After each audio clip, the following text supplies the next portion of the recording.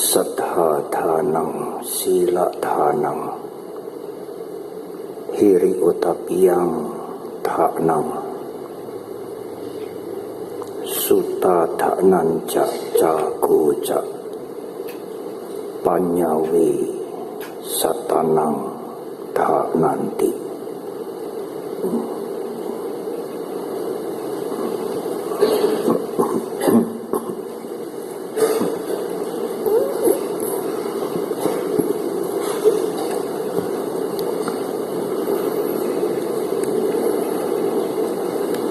Sangka yang mulia,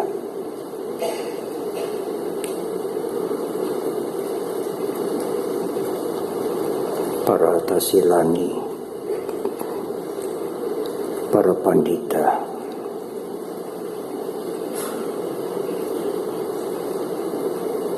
berada juga di tengah-tengah kita Bapak Direktur Jenderal Bimbingan Masyarakat Buddha pada Kementerian Agama Republik Indonesia,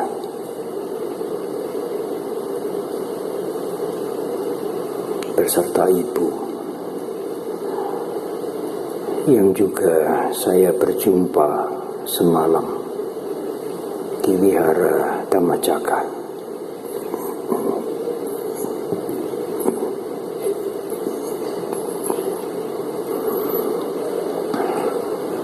Ibu, Bapak, dan saudara-saudara,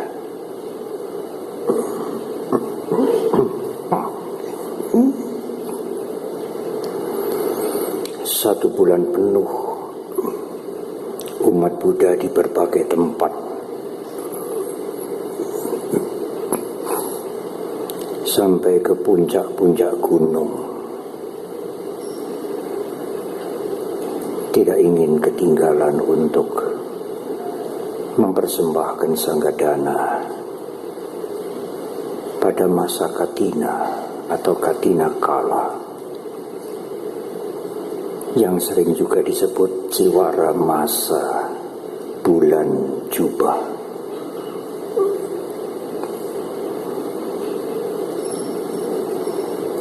Seolah-olah waktu 1 bulan itu kurang.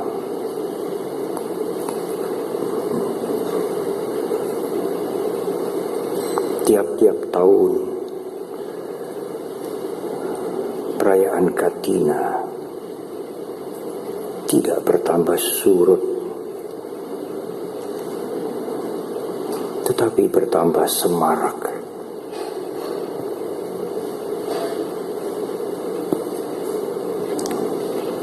Di Pusdiklat Santi Bumi ini malam hari ini sangat penuh. Boleh menggunakan kata yang lain, luber.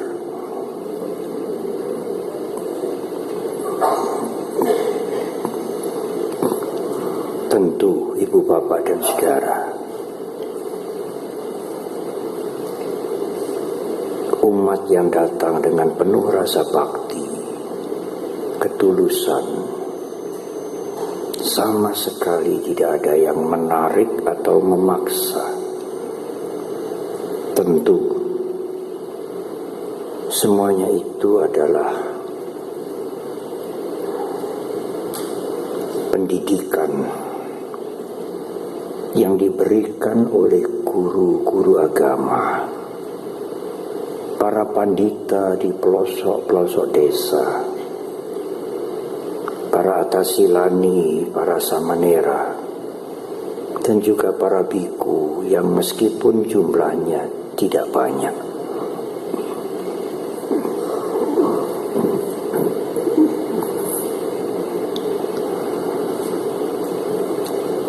Para pandita kita itulah sebenarnya kepanjangan tangan.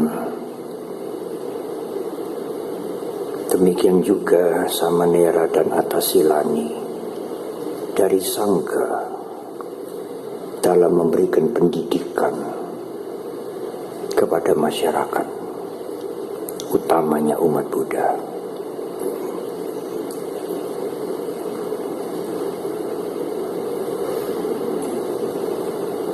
Saya teringat kurang lebih 45 atau 47 tahun yang lalu, pada waktu Pabaja Samanera pertama diselenggarakan, waktunya 1 bulan, bukan 2 minggu. Para biku masih sedikit. Kami bekerja untuk Pabaja 1 bulan penuh. Pada waktu itu Pak Cornelis Wower masih menjadi biku Agabalo di Wihara Tanah Putih Semarang, Pabaja yang pertama. 1 bulan diikuti baik Samanera maupun Atasilani.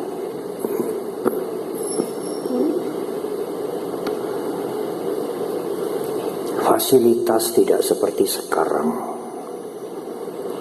apalagi ada AC, ada kipas angin sudah boro-boro, apalagi karpet, alasnya adalah tikar plastik sudah baik. Setiap sore kami diajak oleh Pak Ratin, Bapak Suratin, Ketua Pengurus Wihara Tanah Putih, baik saya maupun Biku Agabalo, Bante Agabalo, Bante Kemasarano, pergi mengunjungi wihara-wihara setiap sore.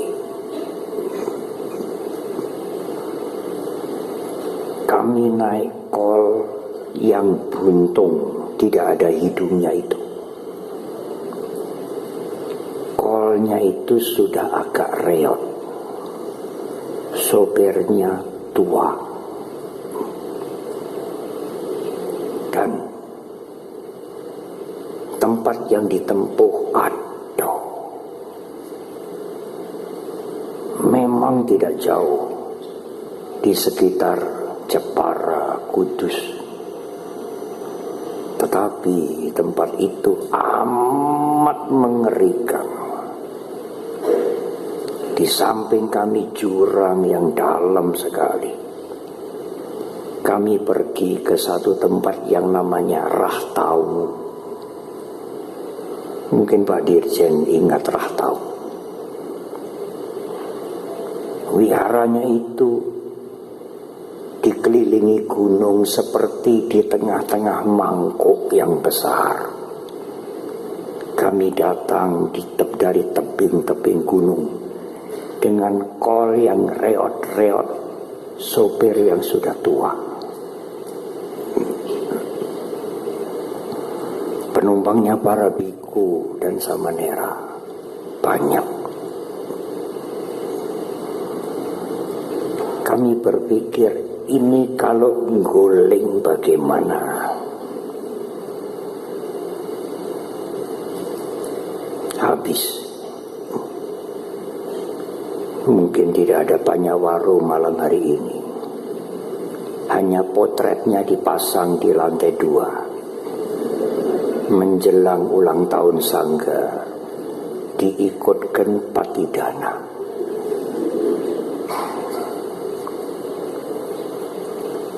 Tidak hanya itu, wiharanya sederhana sekali, umatnya sangat berbakti. Di bawah altar wihara itu, binaan kita, Theravada, ada tulang-tulang manusia yang diketemukan dari daerah itu, dari sekitar wihara itu. Tulangnya itu, tulang manusianya itu besar-besar. Tidak lumrahnya tulang manusia biasa. Umat di daerah itu mengatakan, meniko balung buto Bante. Balung buto katanya. Balung itu tulang, buto itu raksasa. Ini balung buto.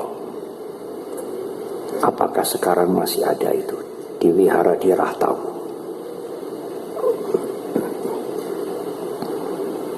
Tidak hanya 47 tahun yang lalu,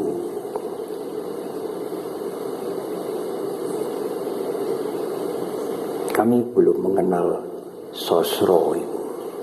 Mungkin 47 tahun yang lalu Sosro belum lahir mungkin. Singa-singa juga belum terbang.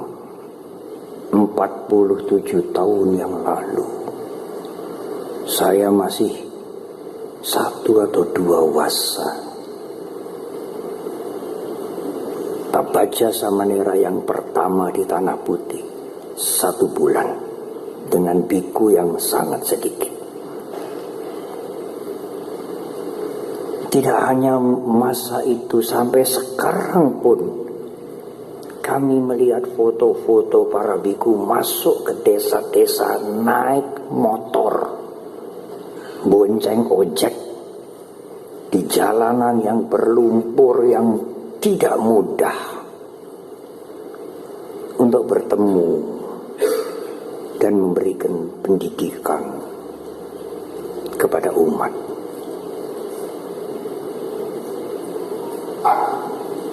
Itulah yang dilakukan sebagai tanggung jawab sosial oleh Sangga para biku, Samanera, Tasilani, Pandita dalam memberikan pembinaan pendidikan di daerah-daerah.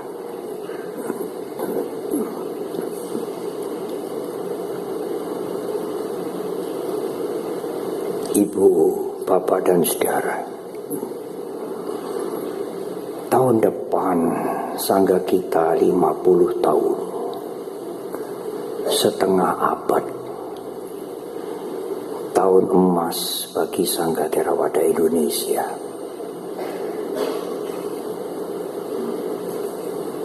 Selama setahun penuh, para biku dan kelompok-kelompok umat akan melakukan kegiatan dhamma untuk didedikasikan kepada Sangga kita, Sangga Theravada Indonesia. Antara lain melaksanakan atau menjalani Attangga Sila, sarasean diskusi, seminar dhamma. Tahun depan Sangga akan memberikan pentasbisan biku untuk sementara waktu sejumlah 204 biku.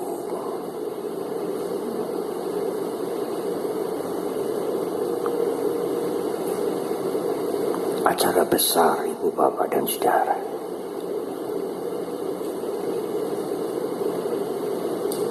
Demikian juga pembacaan Tipitaka dan Asada Agung akan tetap berlangsung dalam rangka tahun emas, tahun kencana, setengah abad Sangga Theravada Indonesia. Panitia Nasional malam hari ini ketuanya hadir, Biku Atadiro. Ketua pelaksananya juga Saudara Edwin, akan mengecor Buddha Rupang yang sangat besar. Tadi pagi saya cek tingginya. Buddha Rupangnya saja 3,5 meter. Alasnya 1,5 meter. Total 5 meter. Buddha Rupangnya saja lebih besar dari Buddha Rupang utama di Wihara Dhammacakka di Sunter, lebih besar. dan akan dicor di 6 tempat mewakili 6 provinsi. Kemudian digabung dan akan selesai pada puncak acara tanggal 13 Desember tahun depan.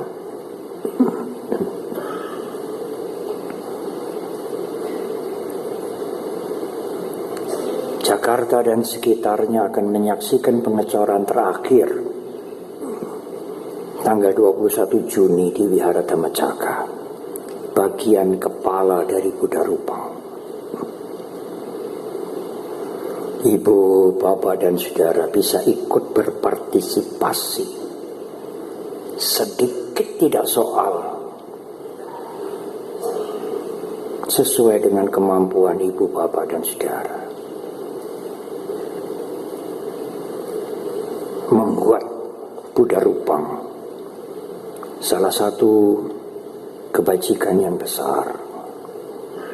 Buddha Rupang ini sangat besar dari logam dan akan bertahan ratusan mungkin ribuan tahun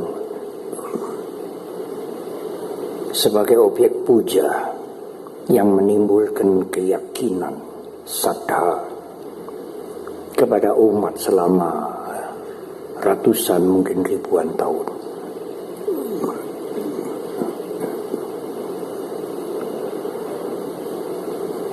Ibu, bapak, dan saudara tahun depan bisa ikut membuat sejarah, karena menunggu 50 tahun kemudian, 1 abad Sangga Theravada Indonesia, sebagian besar dari kita sudah tidak ada. Sebagian besar dari yang hadir di sini sudah tidak ada.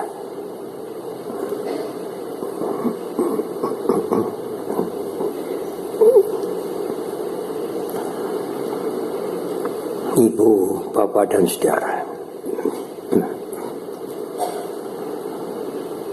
Katina Dana adalah persembahan dana kepada Sangha. Meskipun Sangga Dana juga bisa dilakukan di luar masa Katina, tetapi khusus 1 bulan di bulan Katina, persembahan itu harus ditujukan kepada Sangha, bukan hanya kepada biku yang hadir sekarang, bukan juga kepada pribadi-pribadi para biku. Para biku yang sekarang hadir mewakili Sangha.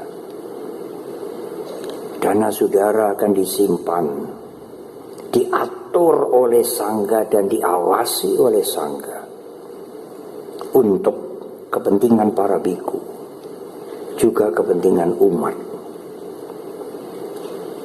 membantu pendidikan, transportasi, bencana-bencana alam, perbaikan wihara di desa-desa, di daerah-daerah. Wihara mana saja yang setiap tahun menerima bantuan dari Sangha, ibu bapak bisa melihat di media komunikasi Sangga Theravada Indonesia yang bisa diakses oleh semua orang.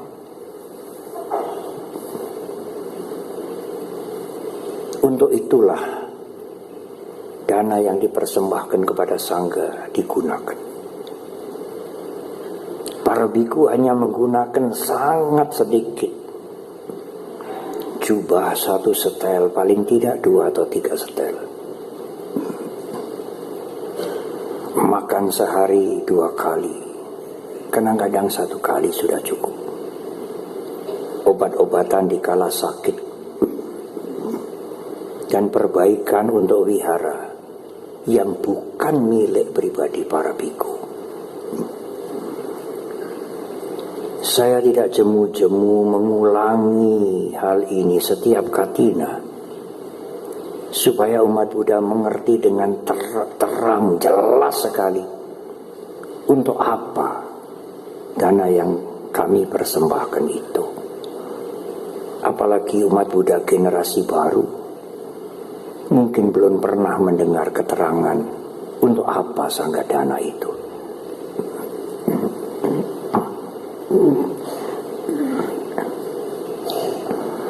Ibu, bapak, dan saudara, sekarang tiba waktunya saya akan menguraikan dhamma. Saya minta berikan perhatian ibu bapak untuk menyimak uraian dhamma.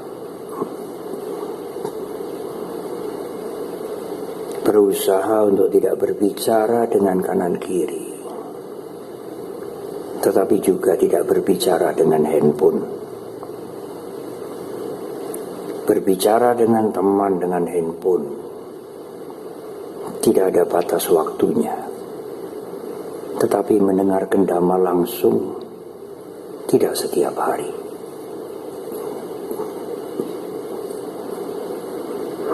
Di dalam Nidikanda Sutta dijelaskan tentang harta sejati yang tidak mungkin dirampok, tidak mungkin hilang.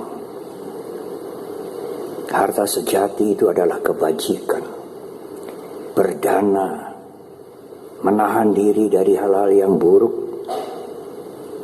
menjaga hawa nafsu, dan melakukan kebajikan-kebajikan yang lain.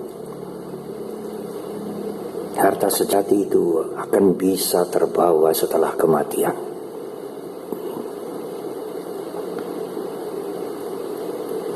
Semua kemajuan kita di dunia ini sebagai manusia, bahkan kehidupan di alam dewa, bahkan lebih dari itu, mencapai kesucian, Paceka Buddha, bahkan pencerahan sempurna sebagai Sama Sambuddha, semuanya itu karena kebajikan yang kita lakukan.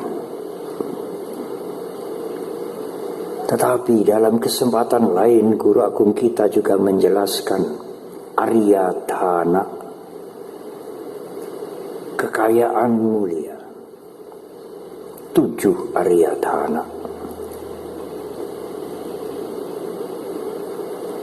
Kekayaan mulia yang pertama adalah saddha, keyakinan, yang saudara-saudara kita umat beragama yang lain menggunakan kalimat iman. Saddha dalam bahasa Inggris faith.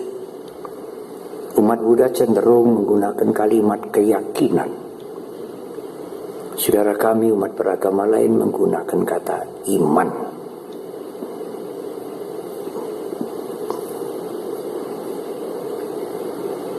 Asanga, seorang pujangga besar Buddhis, menguraikan bahwa saddha, keyakinan atau iman itu mempunyai 3 faktor. Faktor yang pertama adalah samaditthi, mengerti apa yang diyakini.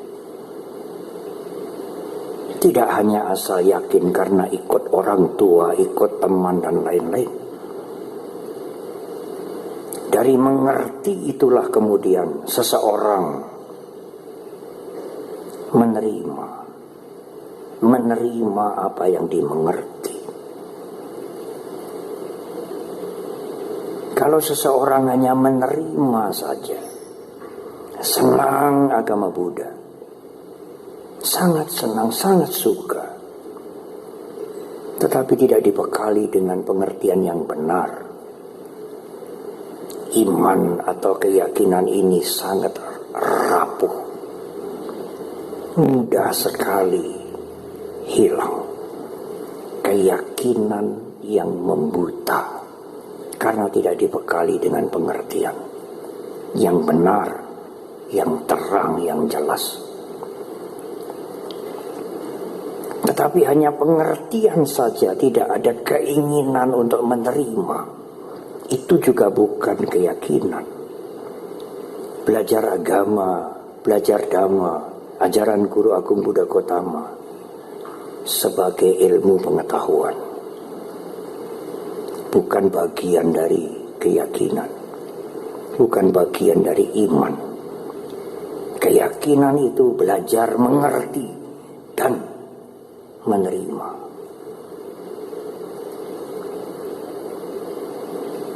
Tetapi tidak cukup dua hal ini, ada unsur yang ketiga.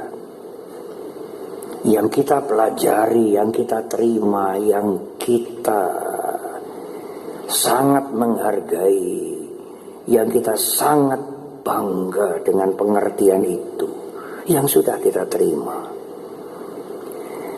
haruslah bisa mengubah perilaku kita menjadi lebih baik, lebih baik, lebih baik, hingga akhirnya menjadi yang terbaik, bebas dari penderitaan.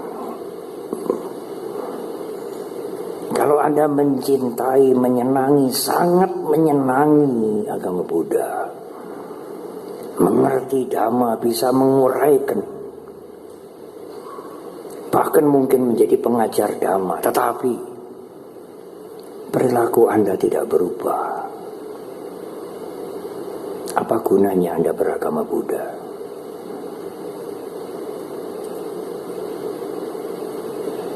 Fasih menguraikan kilesa, kotoran batin. Bagaimana kemarahan muncul, apa yang memancing kemarahan. Banyak orang menyukai dia. Khotbahnya sangat bagus. Tetapi lain di wihara, lain di rumah.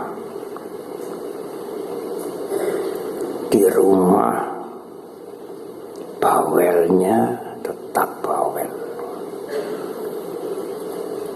sewotnya tetap sewot, marah-marahnya tidak berkurang.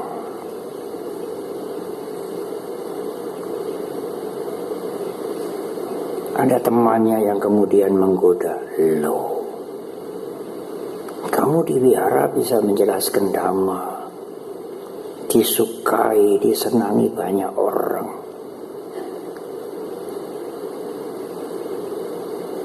Mengerti Dhamma dengan baik. Lah kok di rumah kamu begini?" Apa jawabnya? Ya, Dhamma itu kan di wihara, lain di rumah. Oh, begitu. Kalau tidak ada perubahan, Dhamma yang Anda cintai, Anda banggakan, dan Anda pelajari itu tidak membawa perubahan, Anda seperti hanya mendapatkan informasi. Informasi itu tidak membuat transformasi. Transformasi itu perubahan. Informasi itu seperti Anda nonton televisi, mendengar berita. Berita itu tidak membuat perubahan bagi saudara. Apa gunanya beragama seperti itu? Tidak berguna.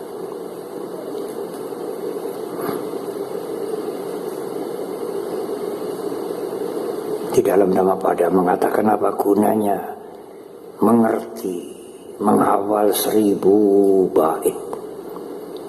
Lebih baik mengerti, menghafal 1 bait, 1 kalimat yang bisa mengubah dirinya menjadi lebih baik.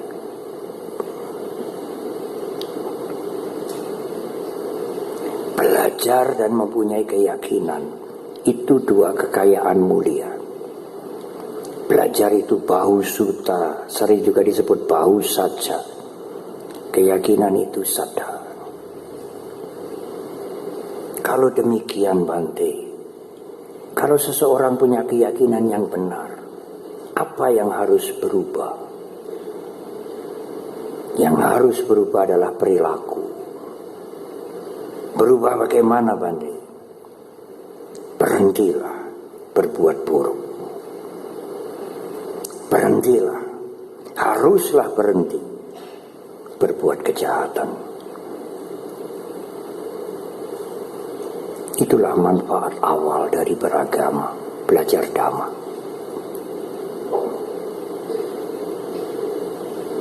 Anda tidak bisa berbuat baik, tidak bisa menolong, tidak bisa membantu.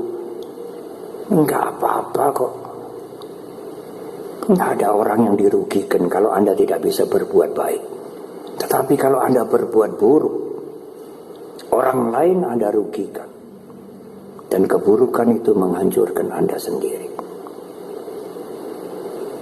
Karena itu kalau ditanya mana yang lebih penting, Bante? Tidak berbuat buruk atau menambah kebaikan? Kedua-duanya sih penting.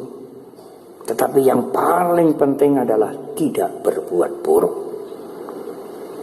Meskipun belum mampu berbuat baik. Karena Anda tidak berbuat baik, tidak ada orang lain yang rugi. Tapi kalau Anda berbuat buruk, keluarga Anda, orang lain, diri Anda akan rugi.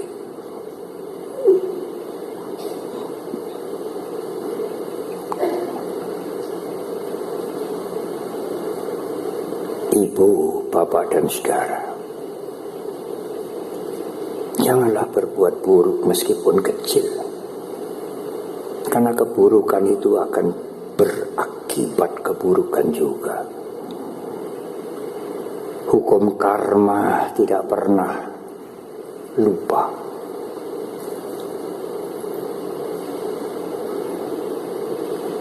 Ada seseorang yang bercerita kepada kami, dia baru pulang dari luar negeri. Negara mana tidak usah disebut di sini.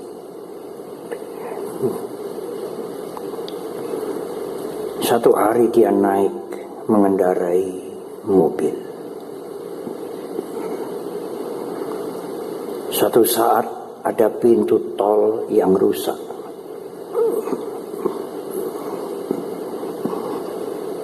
Di tempat kecil, pintu tolnya hanya satu. Tidak mungkin bisa diperbaiki langsung, maka pintu tolnya dibuka.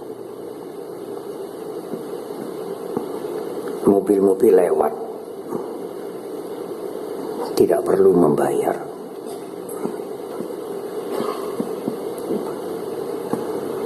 Apa yang mengejutkan umat yang bercerita pada saya itu,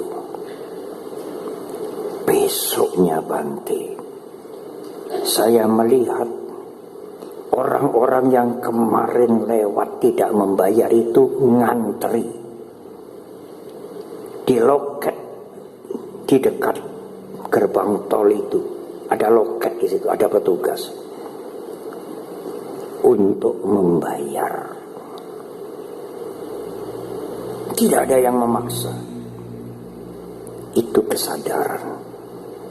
Mungkin dia bukan umat Buddha.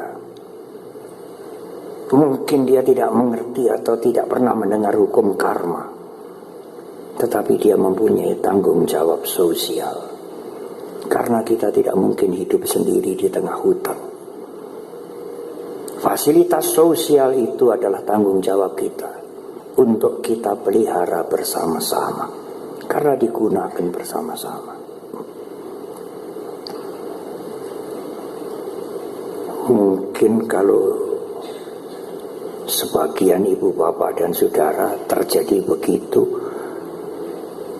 mudah-mudahan rusaknya agak lama. Ngirit.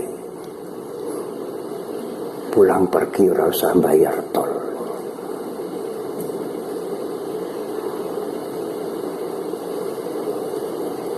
Ibu, bapak, dan saudara, mulailah dari hal yang kecil. Bagaimana mereka bisa mempunyai perilaku seperti itu? Gurunya, orang tuanya mendidik sejak anak-anak. Sudahkah anak-anak Anda didik demikian? Tidak berbuat yang buruk, punya tanggung jawab sosial. Sekalipun hal-hal yang sederhana.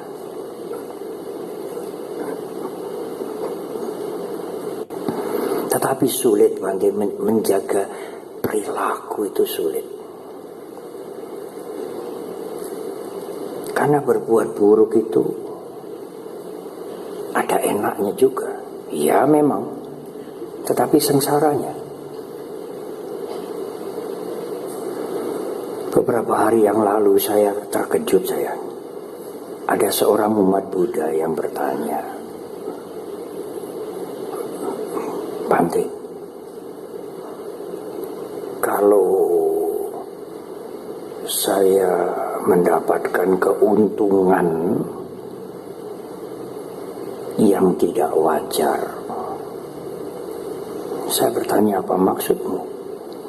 Ya, mencurilah, Bante, kasarnya, dengan cara yang tidak wajar.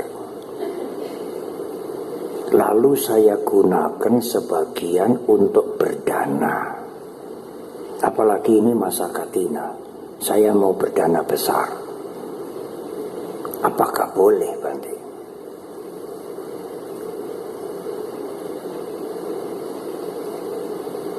Luar biasa pertanyaannya.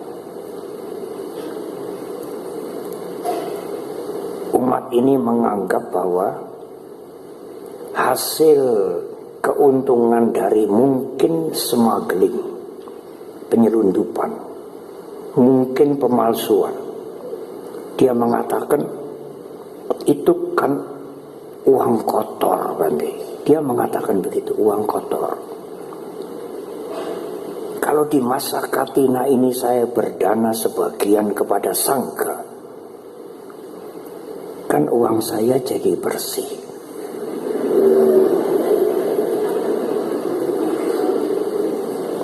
Jadi uang kotornya itu 1 miliar. Didanakan kepada Sangha di masa Katina 200 juta. Sisanya uang bersih.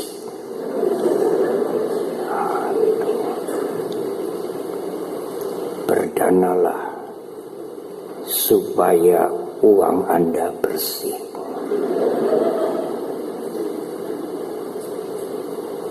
Saya mengatakan tidak. Berdanalah dengan uang yang bersih. Bukan berdana untuk membersihkan uang. Berdanalah dengan uang yang bersih. Kalau Anda berdana besar dari uang yang kotor, besar memang untuk berdana, tapi hasilnya dari uang yang kotor.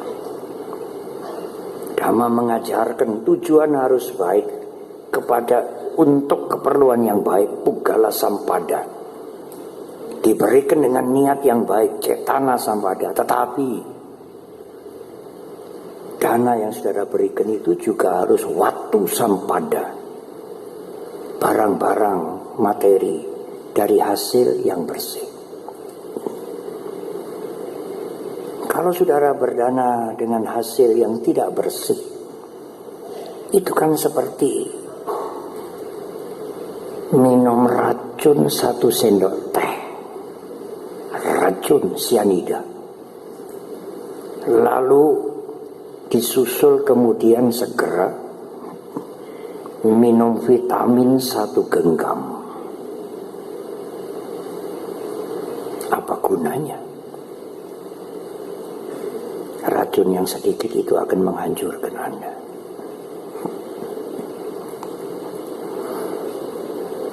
Oleh karena itu Sang Buddha mengatakan memberikan cara kekayaan mulia yang keempat dan kelima, hiri otapa, malulah berbuat buruk, takut akan akibat keburukan meskipun kecil.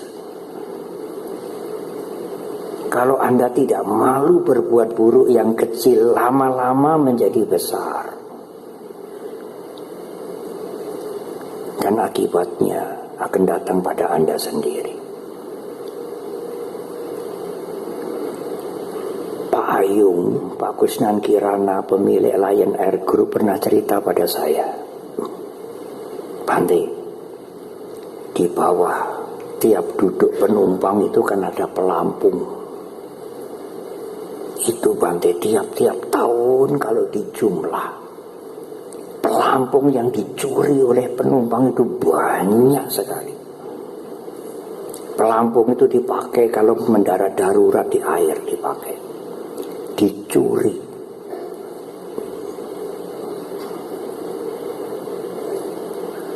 Orang mengatakan, loh Bante, orang yang mencuri-curi itu kan orang-orang yang kekurangan atau orang miskin, yang hidupnya sudah luber, Sudah sejahtera kan nggak akan mencuri lagi. Siapa bilang, saudara? Yang naik pesawat itu apa orang miskin? Ratusan ribu.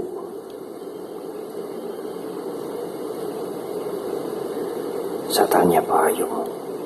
Pak Ayung menjelaskan.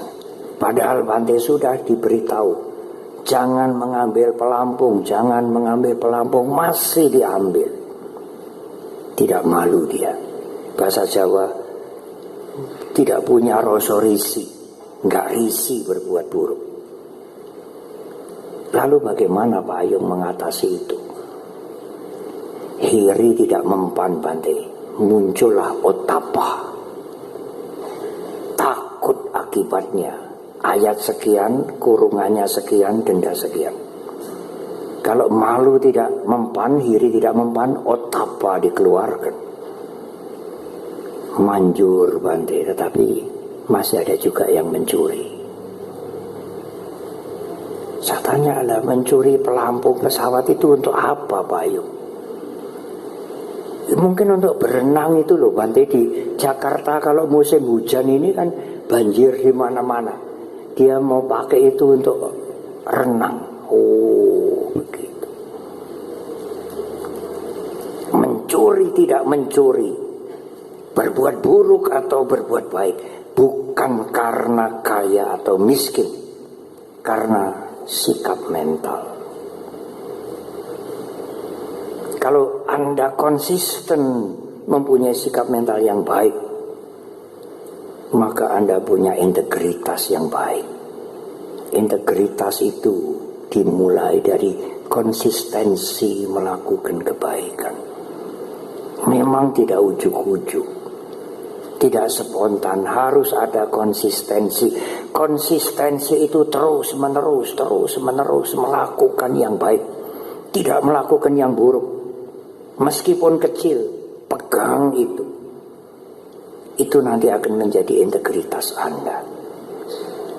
Anda tidak sulit lagi untuk mencegah keburukan, karena Anda sudah konsisten.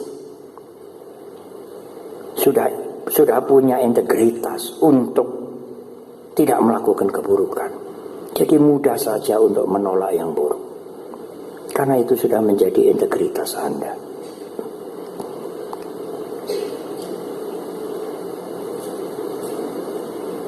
Sudah ada 5 kekayaan mulia.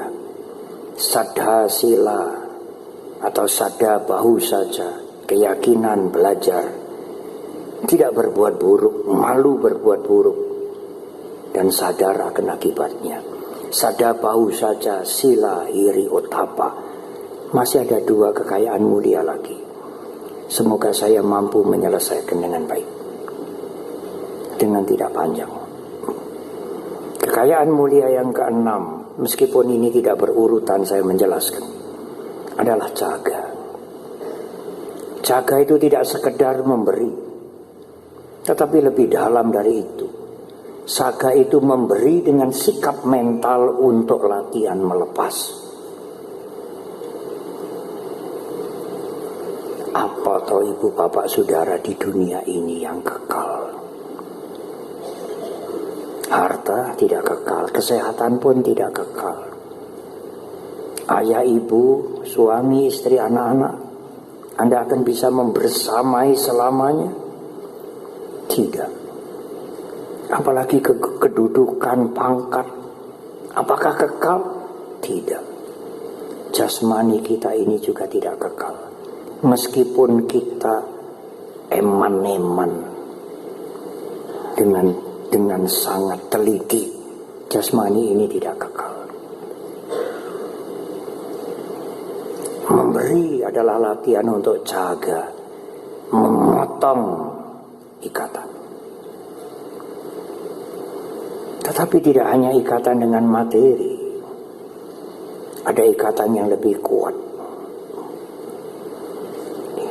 Ikatan pikiran dendam. Kalau Anda sudah tidak suka kepada seseorang, membenci kepada seseorang, oh itu dibawa sampai mati. memotong itu. Kalau Anda tidak memotong itu, Anda dipenjara oleh pikiran dendam sampai mati. Nanti kalau lahir Anda akan bertemu lagi, bermusuhan lagi. Ingatkah cerita kali yakini? Lahir kembali saling membunuh anaknya terus menerus. Untunglah bertemu dengan Sang Buddha. Sang Buddha mengatakan, kalau engkau tidak bertemu dengan aku sekarang ini dan menyelesaikan kebencian yang kamu pelihara, kamu akan bermusuhan dalam waktu 1 kalpa. Alangkah menderitanya kita kalau seperti itu. Buang kebencian Anda, buang dendam Anda sekarang di sini. Tidak usah ditunda-tunda. Karena itu berbahaya bagi mental Anda, memenjara Anda, dan Anda akan membawa nanti setelah kematian. Kapan Anda terbebas dari rasa dendam? Itulah jaga, memotong kelekatan terhadap kebencian. Bukan hanya kelekatan pada kenikmatan, kelekatan pada kebencian juga sangat berbahaya. Yang terakhir adalah panyawe satanang tanang. Kekayaan yang ketujuh adalah panya, wisdom. Kebijaksanaan memotong semua ikatan dan siap menerima perubahan. Tidak ada yang kekal di alam semesta ini. Tidak ada sebutir atom sekecil apapun yang kekal. Janganlah punya pikiran melekat. Bahkan pikiran kita pun tidak kekal.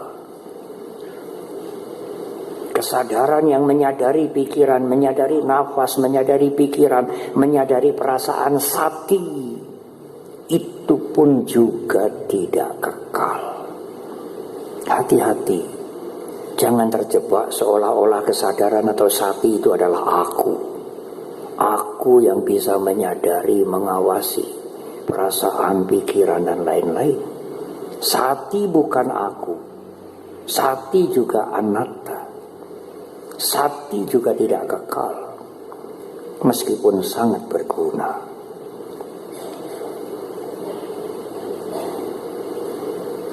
Kalau Anda mempunyai 7 kekayaan Arya, utamanya kebijaksanaan Dhamma, Anda bisa bertahan meskipun Anda sedang jatuh.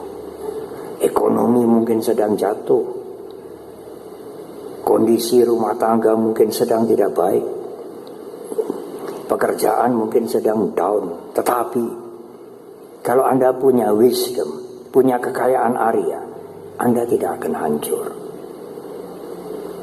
Dalam Teragatha dikatakan jiwa tewapi sapanyu api wita parik kaya. Jiwa tewapi sapanyu, kalau Anda mempunyai panya api wita parik kaya, meskipun Anda sedang hancur, Anda bisa bertahan, bangkit kembali. Tetapi kalau Anda tidak mempunyai wisdom, tidak mengerti Dhamma, sekarang kesejahteraannya cukup berlimpah-limpah, sekarang Anda sedang menuju pada kehancuran kalau tidak mengerti Dhamma. Karena semua fasilitas, semua materi yang Anda punyai, kalau Anda tidak mempunyai wisdom, tidak mengerti Dhamma, bisa Anda gunakan untuk hal-hal yang buruk. Kalau Anda tidak mengerti Dhamma, sekarang pun Anda sedang menuju kepada kehancuran. Tapi kalau Anda mengerti Dhamma, saat Anda kejepit, saat Anda sedang menurun, Anda bisa bertahan, bangkit kembali. Waktu ulang tahun Sangga kami cerita, para biku belum banyak, mungkin baru 8-11. Ditambah lagi 1, 2, lepas 1, lepas 2, kembali 8, kembali 7. Umur Sangga belum 10 tahun, Sekjen pertama Pak Wowor meninggalkan Sangga. Waktu itu mungkin saya baru 8 wasa, usia 34 tahun. Saya berpikir, kalau para biku lepas, bagaimana Sangga ini? Banyak umat yang gak percaya Sangga Theravada ini gak lama. Biku muda-muda ini gak akan kuat jadi biku lama-lama. Lepas. Saya berpikir, kalau Sangga Theravada ini hanya tinggal 3 atau 2 biku, bagaimana ini? Timbullah semangat bertahan. Enggak soal. Selama saya masih memegang stempel cap Sangga Theravada Indonesia dan kop surat, itu yang dibutuhkan oleh dirjen, oleh pemerintah. Ada kop surat, ada stempel, tanda tangan, Sangga Theravada Indonesia masih eksis. Stempel 50 tahun yang lalu masih ada. Saya sudah tunjukkan ke Pak Edwin dan Bante Atadhiro. Nanti puncak acara akan dipamerkan sebagai pusaka. Tapi sudah tidak bisa digunakan untuk nyetempel lagi. Sebagian karetnya sudah meleleh. Waktu itu belum ada akrilik. Saya juga ingin mencari selembar kertas tipis sekali yang mengumumkan berdirinya Sangga Theravada Indonesia 50 tahun yang lalu. Kertasnya warnanya kuning, tipis sekali. Kalau itu bisa ditemukan, nanti di laminating dan dipamerkan di 50 tahun Sangga Theravada Indonesia. Namun kami tidak sampai pada the injure quantity, the injure quorum, tidak sampai ke jumlah yang berbahaya, tidak sampai kurang dari 5 biku, karena minimal Sangga itu 5 biku, masuk 2, 3, lepas lagi, tidak sampai berkurang dari 5 biku.